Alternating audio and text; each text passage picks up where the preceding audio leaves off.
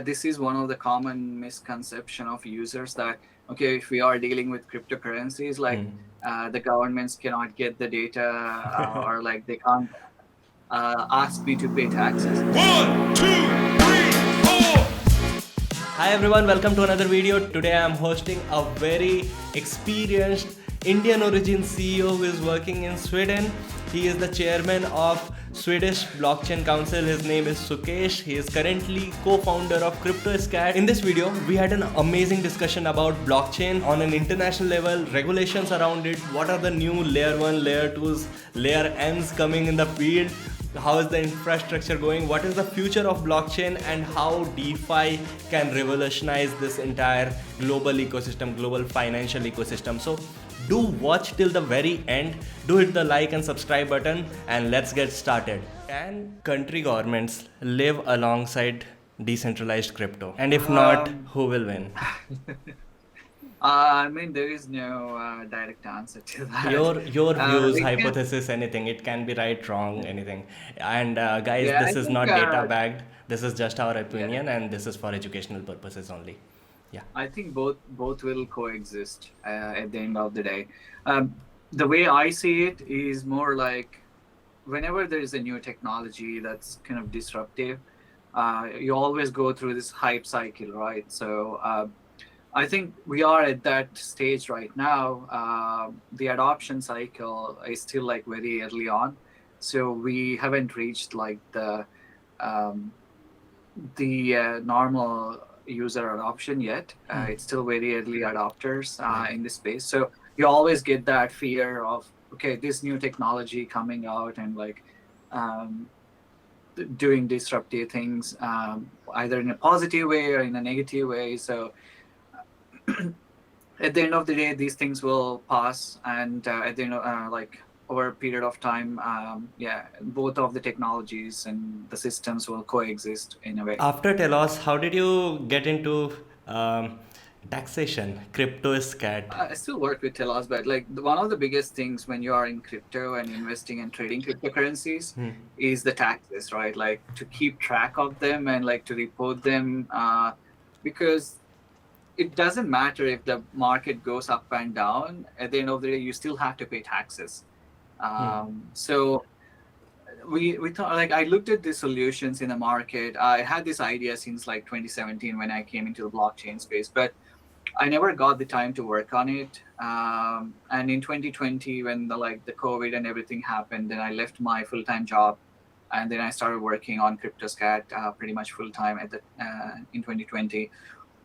So one of the biggest challenges with existing softwares that came out during 2018, 2019 is that um, the the crypto ecosystem is growing so fast with newer protocols, DeFi, NFTs, and all that stuff. Most of them don't support all these major protocols and features and functionalities, and you still have to do a lot of manual work. And in order to do that, you need to understand exactly how the transactions are happening. Where did you do the transaction, or in like 3 months back, 6 months back? You need to understand the flow of funds, which is not common for every like the normal people, right? Without good background into crypto and stuff like that. So it creates a lot of trouble. And if you go to accountants, they're gonna charge you quite a lot of money as well. And oftentimes you have to teach them, and then also pay them to do the service. So which didn't make quite a lot of sense. So for us, it was about, okay, how can we build a software which makes it easier for people and stressless for people, because taxes are stressful, and A lot. so we want to avoid that as much as possible and make it like simple, easy, and fast to get your tax reports. It should be like just clicking like 3 4 buttons and that's it. Within a couple of minutes you should have the tax reports. So that's kind of like the technology level that we are trying to build here with Kryptoskatt, because this is a huge problem, and this is going to be a huge problem if we are planning to onboard 1 billion people into the ecosystem. So yeah, Any that's the scale you idea. want to reach, taxation would be a problem. And I have a lot of questions about taxation, how things work. So Yeah, please go ahead. Yeah, exactly. And that's the whole point. We started Kryptoskatt because we saw there is a need in the market for ourselves, but also for others, uh, like my friends, family who invested in cryptocurrencies. Also, like a lot of people that I spoke in the industry who had these issues. So, yeah, that's one of the reasons I started Kryptoskatt because there is a market opportunity here, but also it solves a huge issue. And it brings everyone together in the sense like it brings more people to crypto because now you have these main infrastructure tools that you need to get started with this ecosystem. So yeah, that's the whole idea. And so you provide services for centralized platforms, like if I am doing transaction on a centralized exchange, and you will build a report out of that, or you also track wallets in order to generate reports in a decentralized We manner. do both. So today we support 1,000 plus protocols, DeFi protocols, 50 plus blockchains, 100 plus wallets and exchanges, NFT marketplaces. So wherever you are doing transaction, we would be potentially supporting that. And we collect all the data. All you have to do is just provide us with API keys for the centralized Yeah. exchanges or your public addresses for the wallets, or in if you don't want to provide us the API keys, and if the exchange supports like CSV files or Excel files, you can also provide that as well. And we will take care of all the calculations, extracting the data, identifying the taxes, identifying the issues in the data, and everything related to that. Okay. And how? Um, so I was trying to build a service which used API tokens and API keys, but at least in India, I saw the propensity of people allowing you to use their API key, even if that's just the readable ones. That's quite low. How Yeah. has you observed? Yeah, it's definitely low. So one of the things that we are trying to do is like really educate users on how to first of all get those API keys. What does it mean? Where can they find it? So we are providing detailed guides in terms of videos and text formats so that people can just follow those instructions and just okay get those API keys and then provide them in a secure way in our platform. But also if they still don't feel comfortable, we are providing this alternative option where people can just download like Excel files from their exchanges and then just upload them to our system so they can get the tax report still done. But do you think there should be a better solution to this entire thing? Um, and if Yeah, so, absolutely. what could it be? Like, I think like similar to what you have with Google sign in, right? It should be as oaths. simple as that OAuth system. So we should have a standard across the crypto industry that we are working on it behind the scenes to establish that standard, but it's going to take a lot of time to get everyone to use that. And you need like a huge amount of resources financially and partners to actually make that a reality. But at the end of the day, our goal is to like okay, you just connect with Kryptoskatt, you just press that button, enter your password or whatever in an exchange, and we get all the data directly from the exchange, and we collect that data automatically. So that's the goal that we are trying to achieve at the end of the day, because that makes things much easier for people to be compliant. Yeah. And there are a lot of things which can be built if there is such a standardization and such a interoperability. The whole point, I think, for centralized player to still exist in Web3 space is to provide efficient and fast ways of interacting with each other or using the services, and that's missing. In fact, if you look at digital payments and cards, they already implemented long back. They implemented some kind of a standard through which all the payments, all the digital payments happen. It's something called PC something, but yeah. So a similar kind of standard for blockchain, as that would be really helpful, because right now I feel the market is quite fragmented. Like people are developing in silos, especially when it's so global, and still there are multiple things, thousands of projects, and things are not quite there yet. Yeah, yeah, that's kind of like the biggest issue in crypto because it lacks a lot of standards, and everyone tries to do their own thing, and build their own infrastructure, APIs, and things like that. So it makes it even hard for us. For instance, like we have to integrate Binance, we have to integrate Coinbase, we have to integrate Yeah. Kraken. There is no like one central thing that where we could just plug in and get all these other exchanges.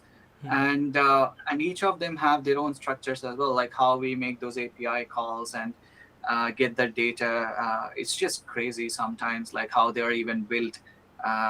Like there wasn't any thought through process. Because if you want to fetch data from Binance, for instance, you have to make 5,000 different API calls and see which token have you traded. It just doesn't give you automatically, this is the list of trades that you did.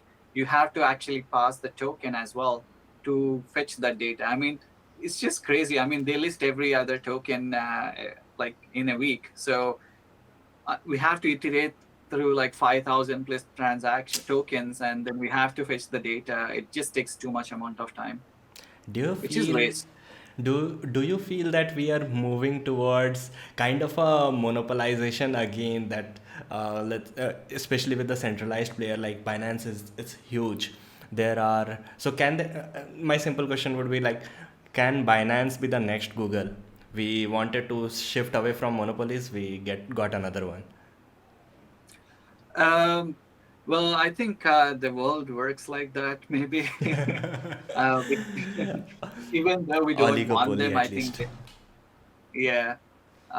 But I mean, one of the good things about Web3 and crypto is that even though we have these centralized big organizations, they still are at the they still are how do you say, like they still need to be supported by the community, right? So if they are doing things in a bad way, like they could just go down in a couple of days.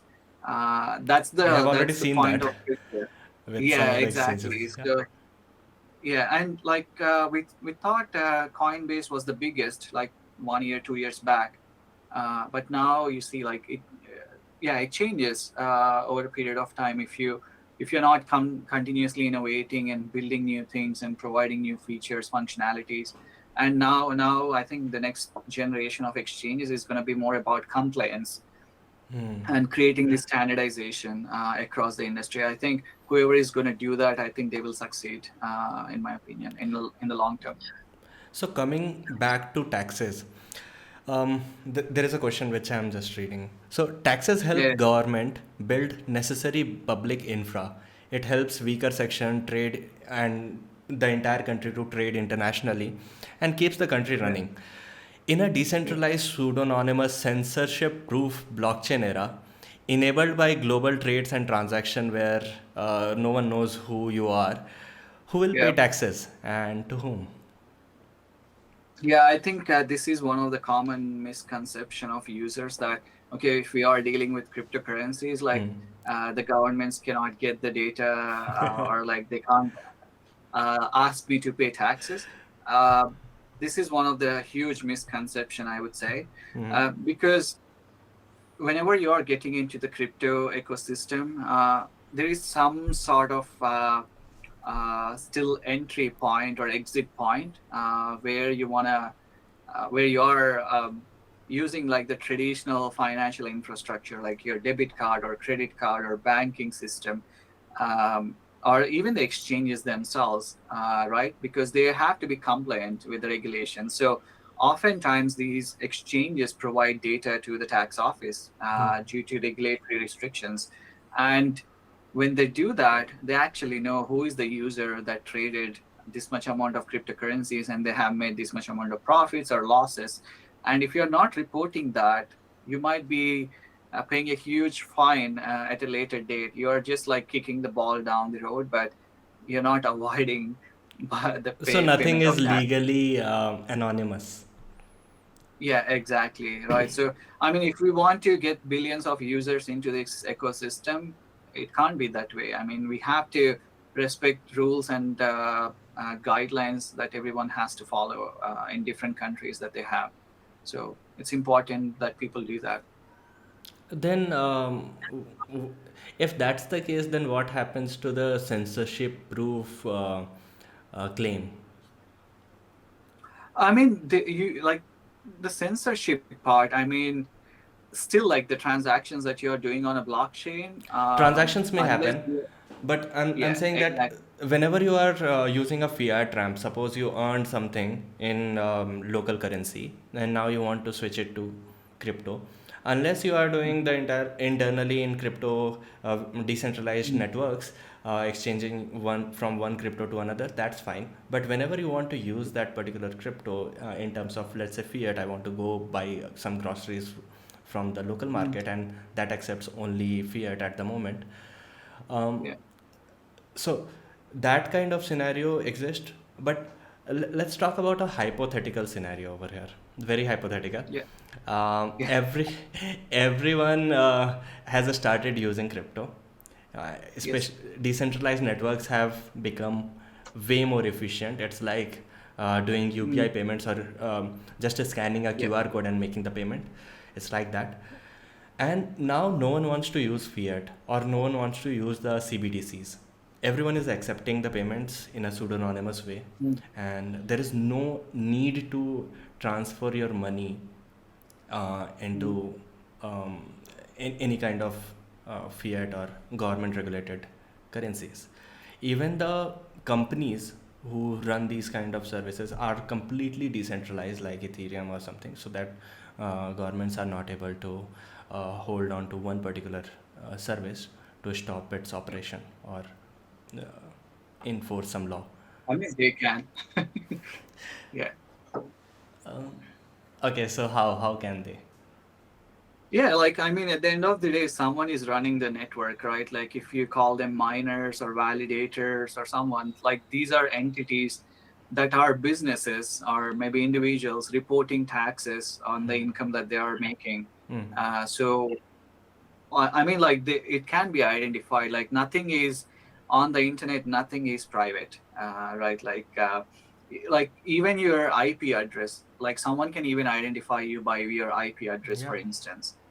So I mean, you can't really avoid or go through without being compliant, and it's not recommended as well that you be. Um, So I'm it's just a actually. matter of time, right? Yeah, it's just a matter of time, like how big uh, um, of an issue are you to the tax agency. Like if you are avoiding huge amount of taxes, then you would be on the top of the list that get the notification. If you are just like maybe $10 or whatever, like then you would be on the bottom of the list. But they will come to you when they are coming down the list, for sure. It's just a matter of time. And as long as the time increases, your fine and everything also increases, and the risk of yeah, the issues also increases. So just to make sure I'm myself not a huge fan of absolute decentralization. There should be a middle Yeah, ground. But these are the questions which I keep hearing on some of the groups, and that's why I wanted to know about your yeah, for views. sure. I mean, people, there are a lot of radical ideas that's out there in the crypto space, but we live in a reality, so we have to kind of yeah, think and work along the same rules set. Okay, so Yeah. to put it lightly, the government will always be the biggest monopoly. Uh, yeah, in a way. I mean, governments are at the expense of its users or like its community, basically. So, I mean, we decide, right? Like in democratic institutions, we decide who gets to be and who represents us. At the end of the day, it's up to us to uphold and withhold those rules. I mean, at the end of the day, we are getting benefited as well at the same time. Uh, I mean, someone has to pay for the road, someone has to pay for water infrastructure and everything else. So, That's the major issue. If no one pays taxes, who is gonna run the country? And there should be someone exactly. who we choose as a leader to represent us in a global world. Um, Yeah. but yeah, so Moving on to another thing, since we are talking a lot about taxation and transactions, in your opinion, what's the biggest thing which DeFi can give to the traditional finance? Um, I think DeFi in itself, it eliminates a lot of middlemen in this kind of like the financial infrastructure. So one of the good examples that I often use is like if you're transferring millions of dollars from one country to another country, or bank accounts even, you are obliged to pay huge amount of fees to do that transaction. All they are doing is just validating that you have the funds and the other party is a correct account, and ensuring that everyone is in compliant. So that's all they are doing, and for that they take a huge fees, which is waste of a lot of resources in that process. And there are like a lot of examples where if I'm doing cross-border payments, oftentimes the fees are huge, a lot of fees as well. So like also the banking infrastructure today is not accessible for everyone. Like there are still more than 2 billion people without access to financial infrastructure today. So but with blockchain and decentralized finance, now you wherever you are in the world, now you can easily get access to uh, just like internet and get a mobile app, wallet, and that's it. You are now accessible to the whole world's financial infrastructure. So you can interact with someone in Japan or someone in Australia, and you can be in Africa or US, and you can still work together and facilitate the financial payments and everything. So that's like the real innovation there when it comes to blockchain. But also the technology itself can be used to replace a lot of inefficiencies in traditional financial infrastructure, and also like the Swift network, for instance. So I mean, let me give you a simple example. So Yeah. take a DeFi protocol, create a liquidity pool for instance, INR and US dollars. So people trading or exchanging um, between INR and US dollars, like people in India can support the liquidity pool with the INR, for instance. People in the US can support the liquidity pool with the US dollars. So when people are trading in that pool, it's almost instantaneous, right? So it avoids a lot of middlemen and all these different things. And you can like someone, if I want to get US dollars, I can just go to that pool, buy them quickly with my INR. I don't have to like go through a banking system and then through like a Wise or TransferWise, and then it takes 2 days to get the US dollars on my US account. This It's happens just like, this happens a lot on the international scale. So most of the viewers yeah, or users, general users like us, don't face this kind of a problem in our day-to-day lives. But you are mentioning a very critical point, like for a bank to transfer, let's say, $1 million to some US bank, or it gets even more complicated when we have to transact with, let's say, Swiss bank. Then yeah, Indian bank will have to transfer the money to a centralized central American bank, yeah, somehow coordinate with them. They have to again coordinate with the Swiss bank, and the transaction has multiple steps in between. And exactly. um, And yeah, that's kind of like the biggest thing that it solves. And also, um, yeah, like international trade is one of the huge potential opportunities for DeFi, in my opinion. Yeah, with some innovation and some regulatory aspect, I think it can be really innovative. we actually saw this during the war situation, where Yes, exactly. when the central bank failed, people converted their currencies to crypto, Bitcoin mostly, and they were able to Yeah, easily transact and stay connected with the global network, even if their entire country's economic situation was not connected with the global situation. They were able to still yeah. be globalized. So that's a huge potential which I see, and there is still a lot of things to be built on top of it, definitely. Yeah, absolutely. Yeah. So there are a lot of use cases about blockchain. What, according to you, is the world's biggest thing which we talked about DeFi, but if we move on to blockchain as a whole, what can it give to the world, which is like revolutionary?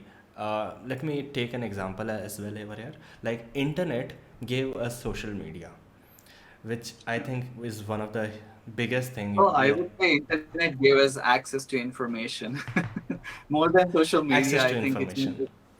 yeah. Okay, so yeah, anything in your respect about blockchain, what can it give? I think it gives access to financial infrastructure. Wherever you are in the world today, we have internet, right? So we have that accessibility. We have like almost everyone has a smartphone these days. So all like with just downloading a wallet application on your phone, now you have access to the world's financial infrastructure. Like download a Bitcoin wallet, and now you can like transact with anyone from other side of the world as well.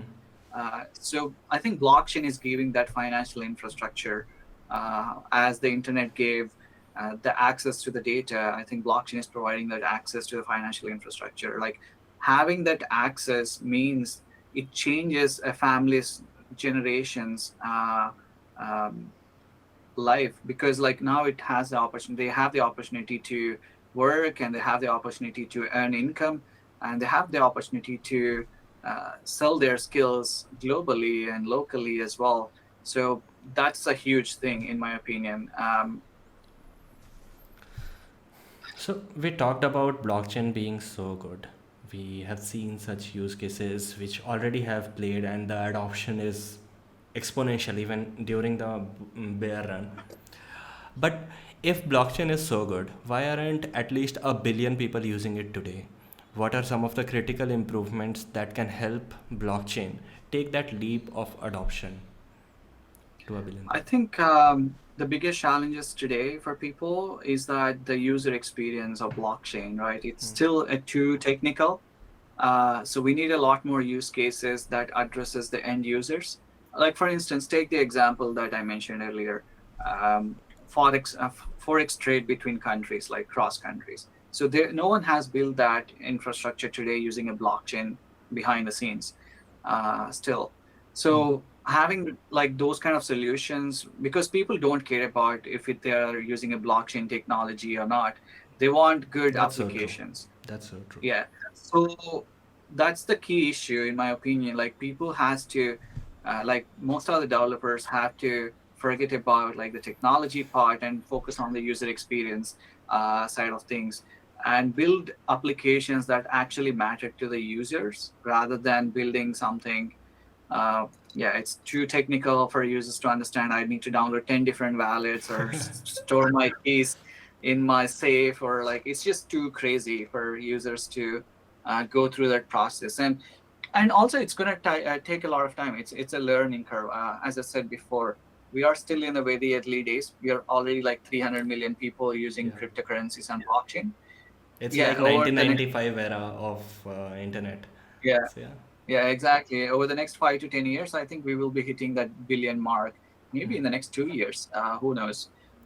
But we need companies like Binance, companies like Kryptoskatt, companies like Telos, working towards these same goals, improving the user experience, providing compliance tools, making the whole industry move forward as together, rather than doing yourself and competing with each other. Of course, competition is good, but still, I think we all have the same goal to I get think that millions has of been people solved in. in Web3. Like Web3 communities are more open to Yeah. collaborations. Maybe Yes. it's because we are a very small community. At least in Bangalore, Yeah. whenever I go to a meetup, I know 70% of the people who are in that. Exactly. So maybe Yeah. that's the reason, but uh, I feel that's changing. At least the Yeah. competitive Yeah. thing is not there, open source codes and all. And also, a government regulation would play a huge role in this, because if there are huge companies who are working for their own purpose or their own benefits, there should if there is a government regulation that enables you to access those APIs, or there is a standardization that you can build on top of these existing solutions, then Yeah. that would be amazing leap for the industry as a whole. At least that's what I I think. agree. Yeah, absolutely. Yeah, I think that's where we are moving, and I think yeah, future. in future, as more regulation comes, I think the more adoption increases as well. With Telos, I started back in 2018. The idea of Telos kind of really inspired me because it brings really good technology with faster transactions, instantaneous transactions, which are really essential for blockchain adoption, in my opinion, because people are used to in Web2 like instantaneous transactions. They don't want to like wait for 10 minutes or 1 hour and pay like $50 in gas fees. It's just too complicated. So the way the Telos is built kind of avoids all these issues. So I was one of the founding members. There were like 10 other founders initially.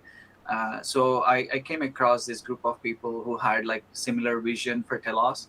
And we thought, okay, like why not start working together? And we started like mid 2018. And by the end of 2018, we had like a more than a team of 140 people, 40 different organizations working together in launching the mainnet.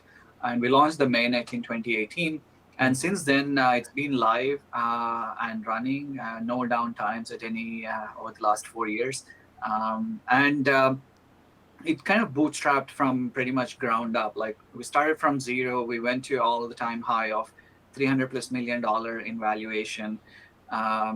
And like it was completely a fair launch process, and that kind of really inspired me. Like a group of people who doesn't know each other, just met through like Telegram chats and Zoom meetings, came together, started working towards same goal and launching a product and a network in general, and like building the ecosystem since then. Yeah, like all that things that we did over the last 3-4 years kind of really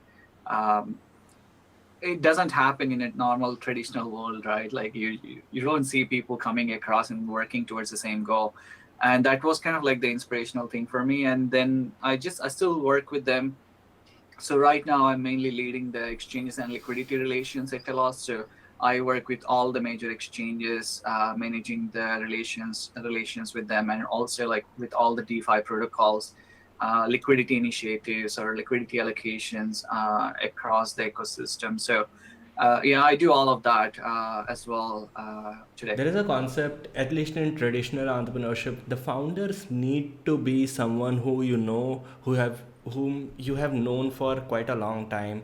You have worked with them, and you mentioned that you were a group of people who just met via Telegram chat and then started Yeah. built a $300 million plus company. So, what's your views on finding the right co-founder or group of co-founders? I think it differs, right? So still Is at it the end of the Web3 day, that has changed this? yeah, I think so. I think Web3 brings this new level of decentralization, but it also, I mean, it comes with its own challenges. I mean,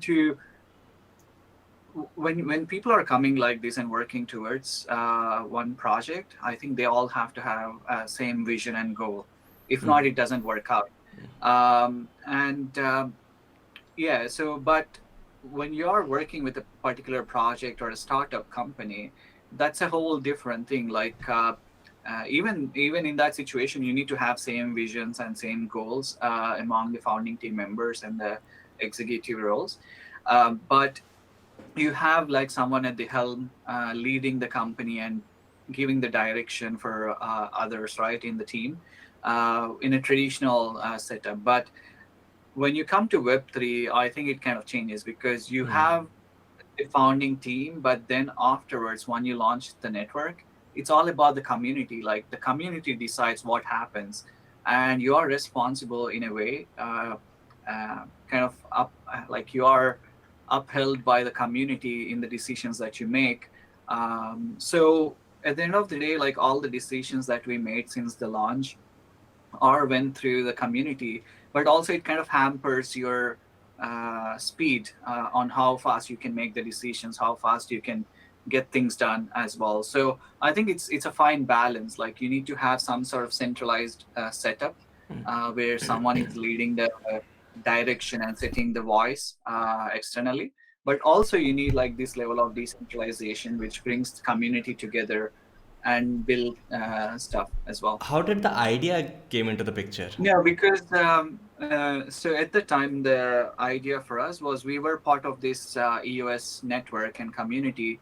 So we were really involved EOS, with. you mentioned EOS. Yes, yeah, yeah. So initially, like when we all started, we were like part of the EOS community, and it came out with really this awesome software, like the Block One team and everyone behind that. So, but there wasn't any vision for how the community should grow and how community should be built, because they were just focused on, okay, we got the money from the ICO, we are just building the software, and yeah, some group of people, some random people will decide what happens with the network, which didn't make quite a lot of sense, and the ethos and wasn't really aligned. So we thought, like, what can we do with this awesome technology and try to make it really into a workable product that can be adopted by a lot of applications and a lot of users.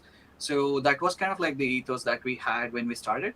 And we just came across, like, we all had similar problems that we were facing, and we were voicing our opinions, and we just reached out to each other and said, okay, you had the similar ideas, I had the similar ideas, how can we come together and start working on this project? So that was kind of like the whole initiative that we did. And since then, yeah, it's just took But a why long. exchange specifically? Why a liquidity It exchange? wasn't an exchange. It was a blockchain. Okay. So we are providing that infrastructure layer, Yeah. because if you look at like other blockchains, there are many issues today. Like in Ethereum, it takes a lot of time to get the transactions processed, or you have to pay huge gas fees, and you can only get like maybe 100 transactions per every 1 minute or something like that. And if you look at Polygon and other newer blockchains, these weren't existed at the time.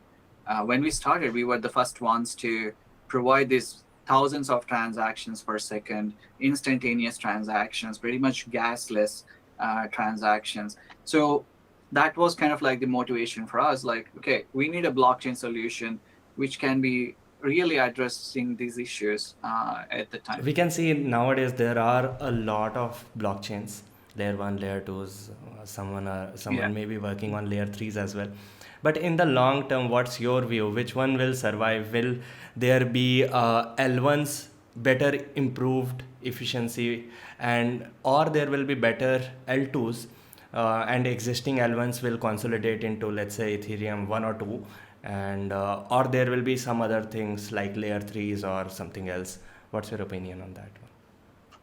Well, it's kind of hard to say, but from the outlook of it right now, there will be a couple of L1s for sure. But also there will be a couple of L2s who would be driving the innovation on most of these L1s, I would say, because if you look at like the Polygon and the Ethereum ecosystem right now, Polygon is driving the innovation oftentimes, and Ethereum is mainly focused on these big ideas which span over like a period of 2-3 years or more. But whereas Polygon is actually being at the forefront and trying to work with the end users and trying to get that usability factor to the end customers. It's the same thing with Telos right now. We are a layer 1 blockchain network. So our goal is to like provide the best service possible compared to other layer 1s, right? And also like providing that uniqueness with the technology and the features, functionalities. So like what the layer 2s offer, layer 1s offer. So combining that into one protocol. So that's kind of like what we are doing. We are taking that different approach and trying to address some of the challenges in the other blockchains right now with the mining fees or like whatever. There are like many different challenges today, right? So we are trying to address those in Telos when we are building the protocol. What's the one key thing which is very unique about Telos compared to any other blockchain, anything else which exists on the decentralized web at the moment? Telos has done more than 10,000 transactions per second in the past, and now it can do even more as well. And it has been proven numerous times. And the other thing is the stability of Telos. Even though over the last 3 years it was processing more than 20 plus million transactions every single day without any downtime Okay. over a period of 8 months That's without huge any actually. downtime. Yeah, That's huge. exactly. And And also the gas fees is super low, and it's environmentally friendly as well because it uses delegated proof of stake consensus.